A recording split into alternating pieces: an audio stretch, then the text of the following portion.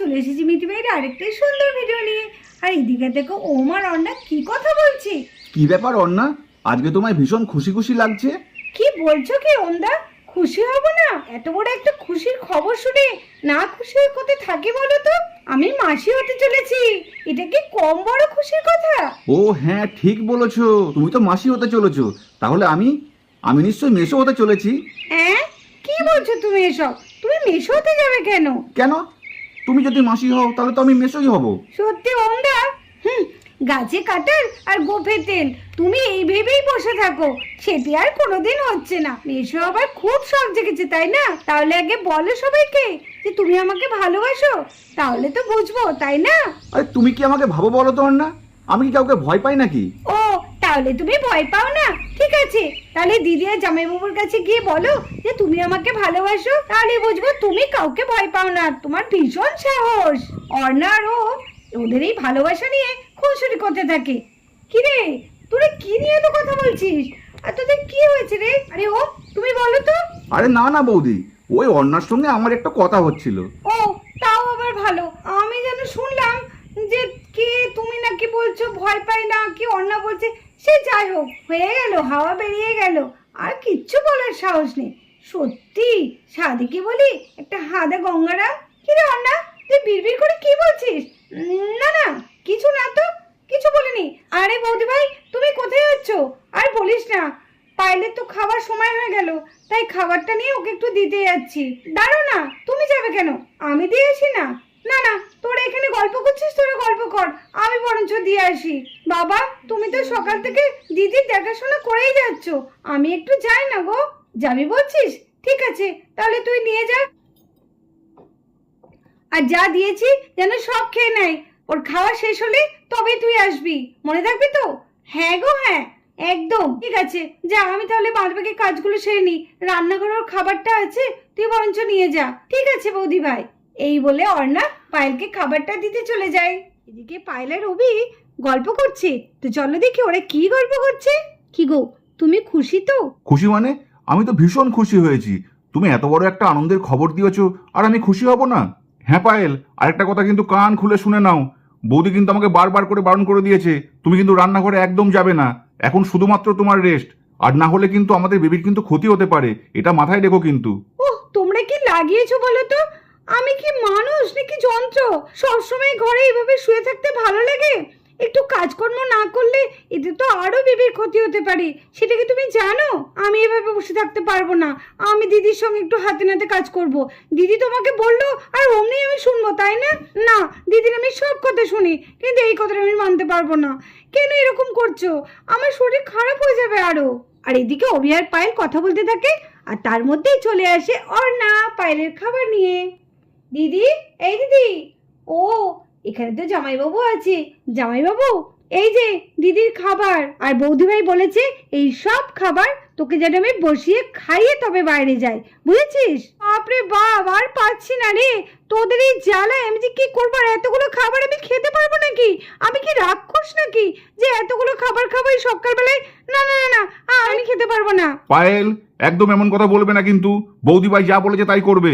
বৌদিভাই যা খাবার পাঠিয়েছে তোমাকে তাই খেতে হবে, বুঝলে? আর তুমি যদি এই খাবারগুলো না খাও তাহলে বেবির পুষ্টি হবে কি করে? ঠিক আছে, আমি খাবো, কিন্তু আমি দুধ খাবো না। আমার দুধ খেতে ভীষণ বমি পায়, আমার দুধ খেলে যেমন গা গোলায়। না না না, আমি দুধটা খাবো না। অর্ণা, তুই বরঞ্চ দুধটা তুই খেয়ে নে। হ্যাঁ, কি বলছিস কি দিদি ভাই? আমি খাবো? আমি কেন কি করতে খেতে যাবো? আমার কোনো পুষ্টির দরকার নেই, দুধটা তুই খা, তোরই দরকার। জানিস না, আর কদিন পর আমি মাসিমণি হবো। তা মাসিমণি হবো, তা তোর বেবিকে তো সেভাবে সুস্থ রাখতে হবে তাই না? সব খেয়ে নিবি। জামাইবাবু, নিন তো, আপনি ওকে খাইয়ে দিন। হ্যাঁ ঠিক আছে অন্য, তুমি আমাকে দাও তো, ও দেখি ও না খেয়ে কি করে থাকে। এই নিন জামাইবাবু। জামাইবাবু, বৌদিভাই কিন্তু বলেছে সব খাবার শেষ করতে হবে। হ্যাঁ, নাহলে বৌদিভাইয়ের কাছে খুব বকা খাবি, বুঝেছিস? ঠিক আছে জামাইবাবু, আপনি দিদিকে খাইয়ে দিন, আমি বরঞ্চ বাইরে যাই। খাবারটা জামাইবাবুর হাতে তুলে দিয়ে অর্ণা পায়েলের ঘর থেকে বেরিয়ে যায়। আর এদিকে অভি পায়েলকে জোর করে খাওয়াতে থাকে। কতদিন পর আমরা ঘুরে বেড়াচ্ছি, কি মজাটাই না লাগছে, তাই না বলো মাহি দিদি? কিরে বেটি, তোর কেমন লাগছে? আজকে আবার পিহু এলো। পিহু, সাবধানে, কিন্তু তুই কিন্তু খুব ছোট। এর আগে তুই কোনোদিন ঘুরে বেড়াসনি। দেখিস আমার পড়ে টরে না যাস। হ্যাঁ বান্টি, খুব ভালো লাগছে, ঠিকই বলেছিস। এই পিহু, তুই কিন্তু একটু সাবধানে ঘুরে ওড়াস। সত্যি আমাদের খুব ভয় লাগছে। তোর তো ঘুরে ওড়ানোর অভ্যেস নেই, তাই না? না গো না, তোমাদের একদম ভয় নেই, আমার কিচ্ছু হবে না, আমি পারবো। এখন আমি বড় হয়েছি না, আমি কি আগের মতো সেই ছোট্টটি আছি নাকি? তোমরা আমাকে কি ভাবো না আমি যেমন সেই ছোট্টটি আছি? আমি এখন অনেক ভালো হয়ে গেছি, ঠিক তোমাদের মতো হয়ে গেছি। দেখবি আজকে সব থেকে আমার ঘুড়িটাই বেশি উঁচুতে উঠবে। আমি এমন জোর উঁচুতে উঠাবো না, আমি অনেক দূরে ওঠাবো, তোরা পারবেই না। চল চল, আর বেশি দেরি করে লাভ নেই, তাড়াতাড়ি ঘুরে ওড়ানো শুরু করে দিই, নাহলে মা এসে আবার বকবে। এই আবার রোদে রোদে তোরা ঘুরে ওড়াচ্ছিস, চল চল তাড়াতাড়ি চল। এদিকে দেখো বন্ধুরা, মিঠিরা সবাই মিলে ঘুড়ি ওড়ানোর জন্য ছাদে উঠে পড়েছে। তো চলো দেখি ওরা কেমন সবাই মিলে ঘুড়ি ওড়ায়। আজকে এতবার করে ওড়ানোর চেষ্টা করছি, তবুও আজকে আমার ঘুড়িটা উঠছে না। ওনাদের কি সুন্দর ঘুড়িটা উড়ে যায়, আর উঠছেই না। ওঠ ওঠ ওঠ, আরে উঠছে না কেন? আজকে আমি খুব আনলাকি হয়ে গেলাম। সবুজটা না নিলেই হতো, অন্য কালার নিলেই হতো। এই দেখ আমার ঘুড়ি কত দূর উঠেছে, দেখেছিস? তোদের থেকে আমার ঘুড়ি অনেক দূর উঠে গেছে।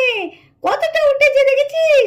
কিরে বান্টি, তুই তো এখন ওঠাতেই পারলি না। আরে মিঠি, তুই তো বলেছিলিস যে আজকে আমি অনেক উঁচুতে ঘুড়ি ওড়াবো। কই, তোর ঘুড়ি তো একদম চালের উপরেই পড়ে আছে।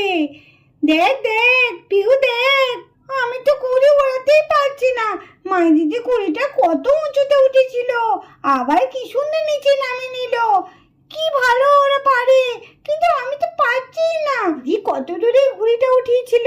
না, আমাকে এভাবে বসে থাকলে হবে না, আমি বরঞ্চ একটু দাঁড়িয়ে দাঁড়িয়ে ঘুড়িটা ওড়াই, তাহলে আমার ঘুড়ি অনেক উঁচুতে উঠবে। এই দেখ আমার ঘুড়ি কত উঁচুতে উঠেছে, দেখ দেখ, দেখেছিস? দেখ দেখ দিদি, তুই তো খুব বলছিলিস তোর ঘুড়ি কতটা উঠেছে, তোর থেকে আমার ঘুড়ি আরো উঁচুতে উঠেছে। দেখ দেখ কি মজা, আমার ঘুড়িটা কত উঁচুতে উঠেছে। দেখ বান্টি দাদা, দেখ পিহু, সত্যি মিঠি দিদি ঘুড়িটা কত উঁচুতে উঠেছে। আর একটু হলেই তো আকাশে চলে যাবে। হ্যাঁ, আর একটু হলেই আকাশে চলে যাবে। এই কি মজা, আমার ঘুড়ি কত উঁচুতে উঠেছে। মিঠি, বান্টি, মাই, ও মা, কি কাণ্ড, তোরা কি করছিস? এই ভর দুপুরে এই এত রোদের মধ্যে তোরা ঘুরে ওড়াচ্ছিস? ওড়াস না রে, শরীর খারাপ করবে, নাম নাম। মাসিমণি, অনেকদিন ঘুরে ওড়াইনি, আজকে খুব মজা লাগছে ঘুরে ওড়াতে। বারণ করো না মাসিমণি, শুধু একটুখানি, আর একটুখানি ঘুরে উড়েই চলে যাবো। কথা দিচ্ছি মাসিমণি, প্রমিস। হ্যাঁ মা, আজকে না ঘুরে উড়িয়ে ভীষণ মজা পাচ্ছি। মা আজকে দিতে বকো না মা, দাঁড়াও না আর একটুখানি। কি সুন্দর ঘুড়িগুলো উঠছে। ওহ, তোরা এরকম করলে কি করে পারি বলতো? এরকম কেউ করে? ঠিক আছে, আর একটুখানি। এদিকে নিতু চলে গেল, আর মিঠিরা সবাই মিলে খুব মজা করে ঘুরে বেড়াতে থাকলো।